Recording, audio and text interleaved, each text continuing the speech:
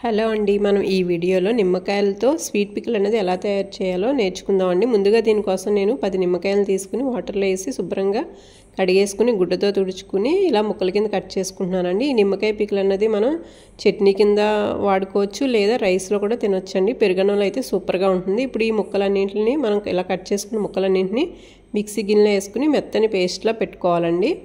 ఇలా పట్టుకున్న పేస్టు నాకు ఈ బౌల్తో 2 బౌల్స్ వచ్చిందండి. ఈ 2 బౌల్స్కి నేను 4 బౌల్స్తో షుగర్ అనేది తీసుకున్నాను, అంటే వంతుకి 2 వంతులు లెక్క.